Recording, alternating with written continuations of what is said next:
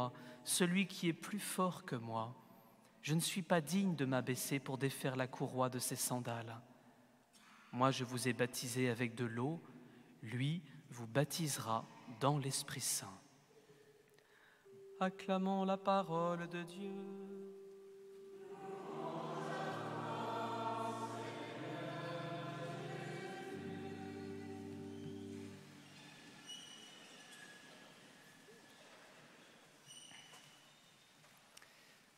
Dans ce temps de l'Avent, nous méditons sur les 3 venues de Jésus. On vous en a déjà parlé, vous connaissez bien cela. Il est venu le jour de Noël, il viendra, il reviendra et il vient. Alors, un petit mot sur chacune de ces 3 venues, mais j'insisterai plus sur « il vient », il veut venir aujourd'hui. Il est venu le jour de Noël. Alors, on en parlera plus au moment de Noël, mais je pense que ceux qui, comme moi, sont des chrétiens de longue date, quelquefois, on oublie combien c'est grand, combien c'est extraordinaire que Jésus, que Dieu ait voulu venir habiter notre monde, prendre notre chair, devenir homme.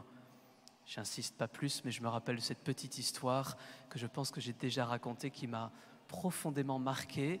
Il y a quelques années, j'allais voir une dame âgée en maison de retraite. Et donc, je lui partageais quelques nouvelles. Et puis, je voyais bien que assez vite, ça l'ennuyait. Que mes propos l'ennuyaient. Et que, au bout de 5-10 minutes, ça dépendait des fois, mais elle m'a fait ça au moins 4 ou 5 fois. Elle se mettait à fermer les yeux et elle me disait « Père Bertrand, quand on pense que Dieu s'est fait homme ». Et elle s'arrêtait, les yeux fermés, et la conversation était terminée. Il n'y avait plus rien à dire. Elle était prise dans cette contemplation de ce mystère incroyable. Je vous laisse avec ça, mais ça doit pouvoir trotter dans notre tête pendant tout ce temps de l'Avent jusqu'à Noël. Quel mystère, comme c'est incroyable. Il est venu, il viendra, il reviendra. Là encore, je ne développe pas beaucoup, mais voyez combien la deuxième lecture est claire. Oui, alors, bien sûr, Saint Pierre, dans cette lecture, ne fait pas un récit scientifique. Les cieux seront embrasés, les éléments seront dissous.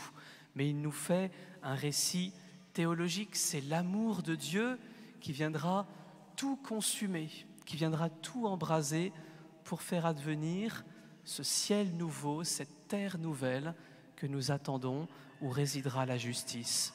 Est-ce que nous y croyons, que Jésus reviendra dans notre terre, sur notre terre, pour tout changer? Est-ce que nous y croyons? Et puis j'insiste davantage sur cette 3e venue de Jésus. Dans ce temps de l'Avent, nous méditons Jésus, il vient. Il veut venir dans notre cœur. Il veut venir habiter nos vies.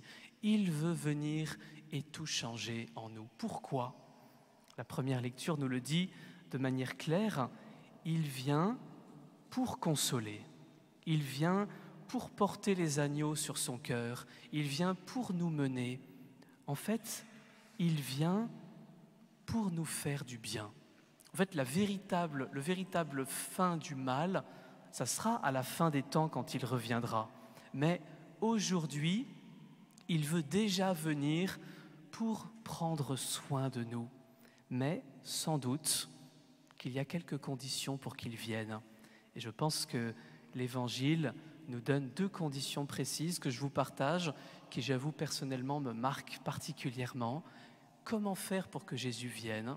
Quelquefois, on se dit, mais j'aimerais qu'il vienne, j'aimerais qu'il intervienne, j'aimerais être plus proche de lui, j'aimerais qu'il intervienne davantage.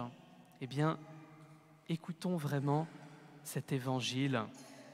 Tout d'abord, celui qui passe devant Jésus, Jean-Baptiste, avant qu'il vienne, nous demande de reconnaître nos péchés. Vous voyez que Jean-Baptiste vient, il proclamait un baptême de conversion pour le pardon des péchés.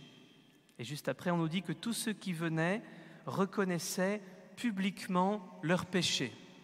Alors on va le faire, si vous voulez bien. Chacun va dire ses péchés à haute voix. oui, ça a quand même bien changé. C'est quand même plutôt cool. Quelquefois, on dit, oh, la confession, c'est pas facile. Venez il y a 2000 ans, on verra si c'était cool. Qu'est-ce que ça veut dire?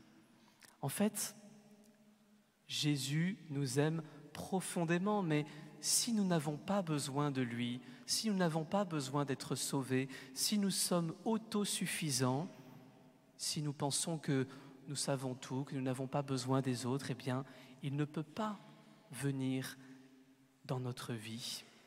Je ne sais pas si vous vous rappelez cette interview du pape François. Il venait tout juste d'être élu pape, il était très peu connu et un journaliste est venu le voir. J'ai relu cette interview ce matin qui est magnifique, que je vous encourage peut-être à relire. C'était en septembre 2013. Je vous lis ce que dit ce journaliste. « Je me trouve devant le pape François. Ma question était prête, mais je décide de ne pas suivre le schéma que je m'étais fixé et lui demande à brûle pour point, « Saint-Père, qui est Georges Mario Bergoglio ?» Le pape me fixe en silence. Je lui demande si c'est une question que je suis en droit de lui poser. Il acquiesce et me dit « Je ne sais pas quelle est la définition la plus juste. Je suis un pécheur. C'est la définition la plus juste. Ce n'est pas une manière de parler ou un genre littéraire. Je suis un pécheur. » Étonnant, cette remarque du pape François. Voilà, quand on lui demande qui il est parce qu'il est inconnu, je suis un pécheur. Ce n'est pas une manière de se flageller ou une manière de... Voilà, comme il le dit, ce n'est pas un genre littéraire, c'est authentique, je suis un pécheur. Et je ne sais pas si vous avez lu ce livre que je trouve incroyable, Un temps pour changer, que le pape François a écrit juste après le confinement, où il dit, à un moment donné, si le monde d'aujourd'hui est tellement clivé, est tellement polarisé, est tellement divisé, c'est parce que chacun pense qu'il a raison. Il parle de la conscience isolée. Et du coup, il dit le remède à cela, le remède aux divisions, le remède aux polarités, le remède aux partitions, c'est de reconnaître, que chacun puisse reconnaître qu'il est un pécheur. Et il dit, cette conscience de pécheur que nous retrouvons, que nous avouons, refait l'unité. Je ne sais pas si on imagine le fruit que ça porterait dans une famille, entre voisins ou en paroisse, quand dans des discussions un peu vives, chacun oserait dire à un moment donné, en fait, je suis un pécheur. En fait, je ne sais pas tout. En fait, ton opinion a de la valeur. En fait, mon opinion et la tienne, sans doute se valent, parce qu'elles sont toutes les deux imparfaites. J'ai vécu cela cette semaine dans une réunion en paroisse, où le ton est un peu monté, et tout d'un coup, quelqu'un a dit « En fait, j'ai eu tort ». Je peux vous dire que ça a tout dégonflé, et on est reparti sur de bonnes bases. Et donc, sans doute, c'est la première condition que Jean-Baptiste nous enseigne pour que Dieu vienne, pour que Jésus puisse venir dans ma vie, reconnaître que je suis un pécheur, reconnaître que je ne sais pas tout, reconnaître que je n'ai pas raison sur tout, reconnaître que mes idées, mes opinions sont imparfaites, sont partielles, et parfois oser le dire.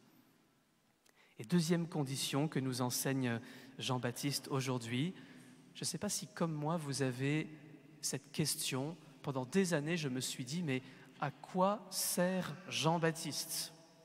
Franchement, Jésus vient, il fait des miracles, il ressuscite les morts. À quoi sert cet homme en peau de chameau qui mange des sauterelles qui vient juste avant? Je ne sais pas ce que ça vient changer. Jésus arrive, il ressuscite un mort, tout le monde est au courant et puis ça y est, sa réputation est faite et il peut proclamer le règne de Dieu. En fait, Dieu aime passer les uns par les autres. Dieu aime qu'on ait besoin les uns des autres. Un enfant pourrait naître adulte tout de suite et n'avoir besoin de personne.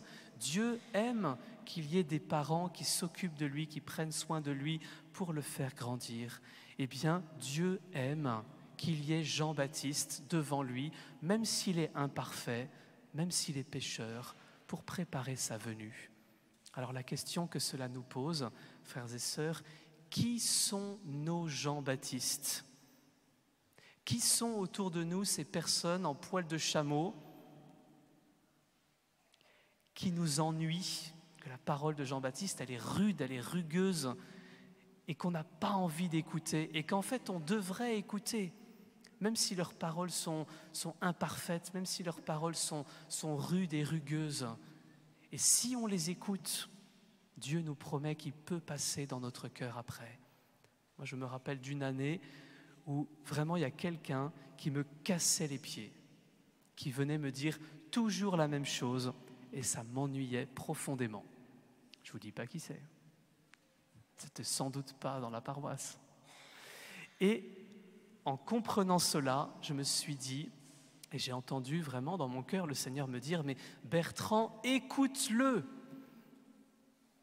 Et je me suis dit, mais Seigneur, mais tu as raison. Et en fait, j'ai vu qu'en l'écoutant, en prenant en compte ce qu'il me disait, eh bien, le Seigneur est passé derrière, est passé dans notre relation, est passé dans la paroisse. Mince, je l'ai dit que c'était dans la paroisse. Il est passé, le Seigneur.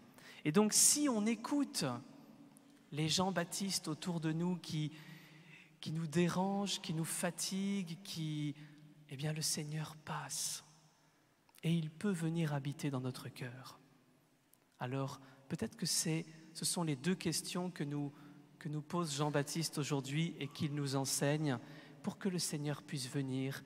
Est-ce que tu reconnais que tu es un pécheur et que tu as besoin des autres et de Dieu? Et deuxième question, qui sont les Jean-Baptiste qui nous entourent, qui nous dérangent, mais qu'en fait on doit écouter pour que Jésus puisse passer et venir habiter notre cœur?